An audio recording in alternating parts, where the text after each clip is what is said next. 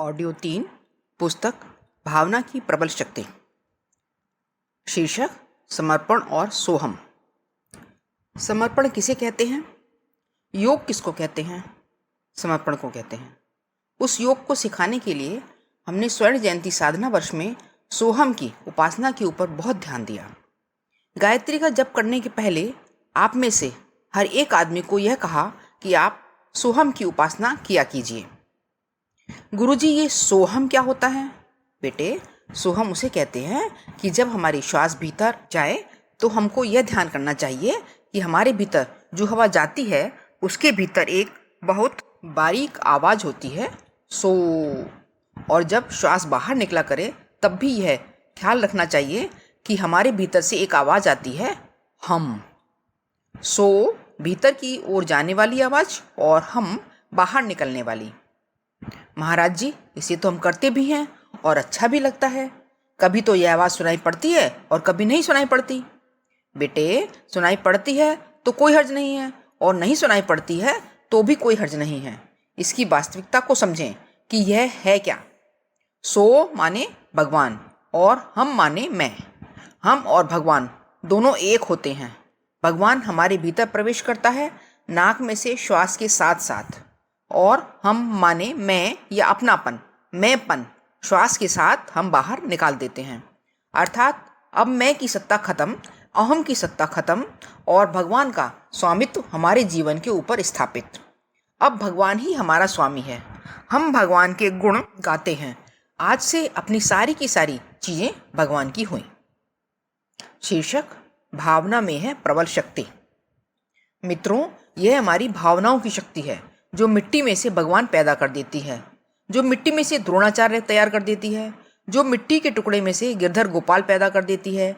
यह हमारी भावना शक्ति है जो पत्थर के टुकड़े में से काली पैदा कर देती है और पत्थर में से गणेश पैदा कर देती है और मनुष्यों में से भगवान पैदा कर देती है और मामूली से आदमी को गुरु बना देती है। यह सारी की सारी शक्ति बेटे भावना की शक्ति है। भावना के बारे में मैं कैसे व्याख्या करूं? इसे आपको समझाना बड़ा मुश्किल है, क्योंकि भावना के क्षेत्र को आपने कभी छुआ तक नहीं। भावना में कितनी सामर्थ्य होती है यह आपने कभी जाना तक नहीं। भावना का जादू, भावना का चमत्कार यही है। अध्यात्म वास्तव में भावना का चमत्कार है जिससे आप रहित हैं। कामनाओं में डूबे हुए आदमी, वासनाओं में डूबे हुए आदमी भावना के बारे में कल्पना तक नहीं कर सकते। आपको मैं कैसे बताऊं, कैसे समझाऊं, किन शब्दों में समझाऊं ताकि आप भावना का महत्व, श्रद्धा का महत्व समझकर संवेदना का महत्व समझ पाएं कि यह कितनी बड़ी चीज़ है। इसमें से जर्रे जर्रे में हमको भगवान दिखाई पड़ सकता है और वस्तुओं में से भगवान हमारे सामने आ सकता है श्रद्धा के माध्यम से। मित्रों, 3 शक्तियाँ हमारे पास हैं और सोहम की उपासना के माध्यम से हम उन तीनों शक्तियों को तीव्र करते हैं, प्रखर करते हैं। इसके द्वारा हम अपनी तीनों चीज़ों को भगवान के सुपुर्द कर देते हैं और यह कहते हैं कि आप हुक्म कीजिए, हमारे क्रियाकलाप और हमारे कार्य आपकी मर्जी के मुताबिक हों। शीर्षक अपनी मर्जी भगवान पर मत थोपिए। मित्रों, भगवान से आप यह मत कहिए कि आप हमारी मर्जी के मुताबिक अपना कर्म करें। यह गुस्ताखी आप मत कीजिए। ऐसा कहने से पहले आप अपनी जबान बंद कीजिए और यह सोचिए कि आप कहने क्या जा रहे हैं। अरे, आप यह कहिए कि हे भगवान, हम आपकी मर्जी के मुताबिक काम करेंगे। कठपुतली के धागे बाजीगर के हाथ में बंधने चाहिए और कठपुतली को यह जुर्रत दिखानी चाहिए कि हम आपके इशारों पर नाचना शुरू करेंगे। कठपुतली को यह नहीं कहना चाहिए कि आप हमारी मर्जी के मुताबिक काम कीजिए। आपकी मनोकामना की कोई कीमत नहीं होती। अगर कोई कीमत हो सकती है तो केवल भगवान की मनोकामना की हो सकती है। जब आप अपनी मनोकामनाएं भगवान के ऊपर लादने के लिए उतारू हो जाते हैं, तब फिर आप उस पुरानी वाली घटना जो बड़ी नासमझी की मालूम पड़ती है, उसी घटना की आप नकल बनाते हैं। कौन सी घटना की? उस घटना की जिसमें कि नारद जी विष्णु भगवान के पास एक दिन गए और यह कहने लगे कि हमारी मनोकामना पूरी कर दीजिए। भगवान को बड़ा आश्चर्य हुआ। भक्ति और मनोकामना भक्त की जिंदगी में एक साथ कैसे हो सकती हैं? भक्त के भीतर मनोकामना बैठ गई तो फिर भक्ति कैसे आ जाएगी? भक्ति आएगी तो मनोकामना नहीं रहेगी और मनोकामना आ जाएगी तो भक्ति नहीं रह सकती। शीर्षक नारद मोह। नारद जी मनोकामना की बात लेकर के गए थे। भगवान को बड़ा अचंभा हुआ। आज मैं क्या देख रहा हूँ और क्या सुन रहा हूँ, नारद के मुंह से क्या निकल रहा है। लेकिन हमारे आपके तरीके से नारद जी अपने स्वार्थ में इस कदर हावी थे कि अपनी ही बात कहते चले गए। उन्होंने भगवान जी के ऊपर हुक्म चलाया और निर्देश दिया कि हमारा कहना मानिए, हमारा हुक्म मानिए। क्या हुक्म है आपका? हमारा विवाह करा दीजिए। अरे नारद, तू बूढ़ा हो गया है, मरने के दिन आ गए, अब तू विवाह करके क्या करेगा?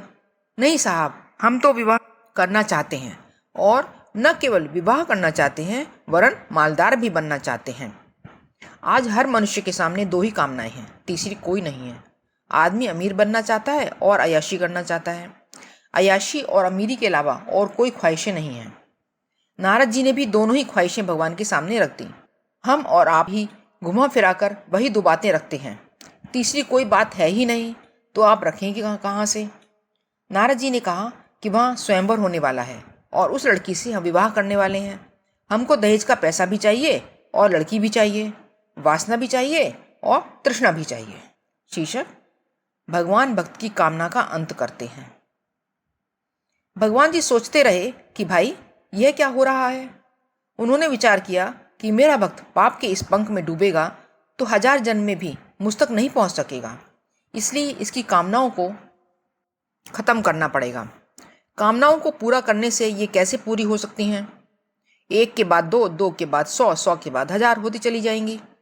अतः कामनाओं को शुरुआत में ही खत्म कर देना चाहिए। भगवान भक्त की कामना को खत्म करते हैं।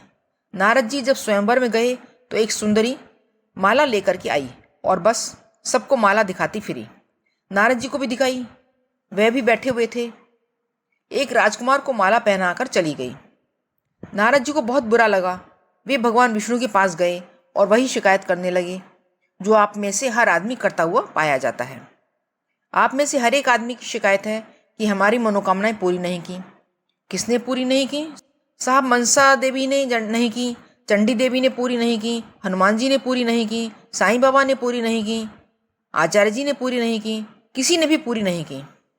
सब खराब हैं और सब बेकार हैं और सब ठग हैं। कोई भी हमारी मनोकामना पूरी नहीं कर सकता। आपका यही कहना है ना? जी हाँ, यही कहना है। शीर्षक हमारी शिकायत, भगवान का जवाब। मित्रों, नारद जी भी यही कहते थे। नारद जी की जब मनोकामना पूरी नहीं हुई तब वे भगवान जी के पास गए और गालियां सुनाने लगे। गालियां सुनाने के बाद नारद जी जब शांत हो गए तब विष्णु भगवान ने कहा कि एक बात बताओ नारद, मैंने अपने भक्तों में से किस किस की मनोकामना पूरी की है? एक भी ऐसे आदमी का नाम बता दीजिए कि जिसकी मैंने मनोकामना पूरी की है। मैंने हर एक आदमी की मनोकामना को परिष्कृत किया है, स्वच्छ किया है, निर्मल बनाया है। मैंने किसी की मनोकामनाएं पूरी नहीं की। अगर मैं मनोकामना पूरी करने लगूंगा तो जैसे कमीने और घटिया आदमी हैं, उससे भी ज़्यादा घटिया और कमीना मुझे बनना पड़ेगा। और लोगों के कहने के मुताबिक मैं ऐसा नहीं बन सकता। लोग मुझसे जो काम कराना चाहते हैं और जिस काम के लिए मेरा इस्तेमाल करना चाहते हैं, मैं उनको अपने आप का इस्तेमाल नहीं करने दूंगा। लोगों की मर्जी हो तो मेरे पास आएं और मर्जी ना हो तो अपने घर बैठें। नहीं साहब, लोग तो यही कहते हैं कि भगवान जी हमारा हुक्म मानेंगे और हमारी मर्जी के मुताबिक चलेंगे और हमारी मनोकामना पूरी करेंगे। नहीं बेटे, ऐसा नहीं हो सकता। हाँ, यदि आप भगवान की मनोकामना पूरी करें तो शायद हो सकता है कि भगवान जी आपकी मनोकामना पूरी कर दें, लेकिन आप तो अपनी मनोकामना पूरी कराना चाहते हैं और भगवान की मनोकामना पूरी करना ही नहीं चाहते। यह कैसे हो सकता है? आज की बात समाप्त। ओम शांति।